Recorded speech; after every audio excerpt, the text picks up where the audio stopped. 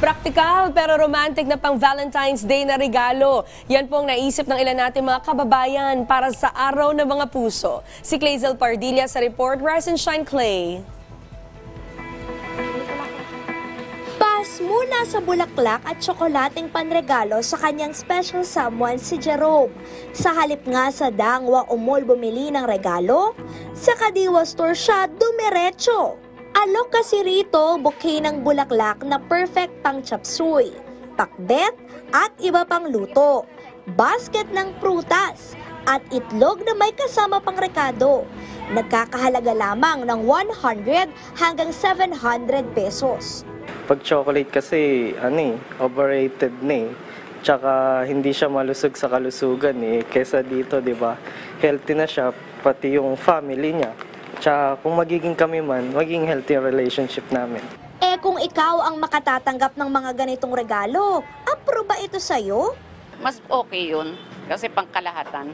Eh yung bulaklak, masira lang yun eh. Eh yun, makakain, mabubusog ka. Ngayong Valentine's Day, hinihikayat ang Department of Agriculture na tangkilikin ang mga gulay at itlog bilang praktikal at masustansyang panregalo. Kasi mahal ngayon ng bulaklak, di ba?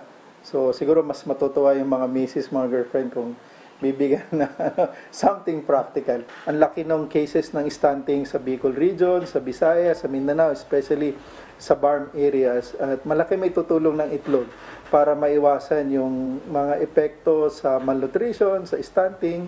Sabi ng Philippine Egg Board Association o PEBA, matumal ang demand ngayon ng itlog habang sobra-sobra naman ang supply. Mula hanggang 6 pesos and 50 centavos na farm gate price ng pinakamaliit na itlog, bumagsak na ito ngayon hanggang 4 pesos and 70 centavos kada piraso. Ang nangyayari po sa amin is extreme po ang nagiging different na presyo. Sobrang taas, ngayon naman po sobrang baba. Generally, below cost na po tayo, below production cost na po tayo. Yun po ang naging dahilan kung bakit nagbebenta na po o nagbabawas na po ng mga manok ang ating mga farmers.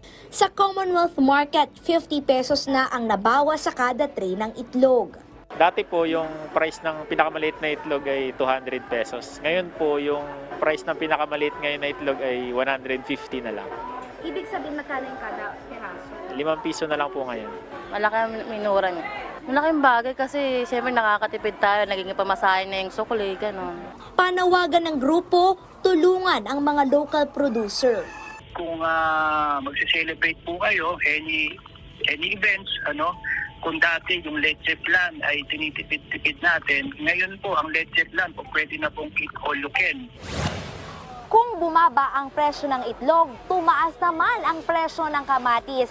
Dito nga sa Commonwealth Market, yung isang pakete ng kamatis na naglalaman ng 6 na piraso, 5 pesos lamang noon. Pero ngayon, 20 pesos na. Kamatis noon, 30-40 lang. Ngayon naman, 90 na. Bukonti nagtanim. Kaya tumaas ang presyo. Medyo mataas po yung kamatis po eh. Kaya yung sibuyas tsaka ito na lang, tsaka bawang, patis, yan, palasa na po yan. Paliwanag ng DA, malamig at maulan sa Southern Tagalog, kaya naging 7 ang dapat sanay 10 beses na cropping season. Pero tiniyak ng ahensya na mahahabol ang kinakailangang supply at babalik sa normal ang presyo ng kamatis. Clazel Pardilla para sa Pambansang TV sa Bagong Pilipinas.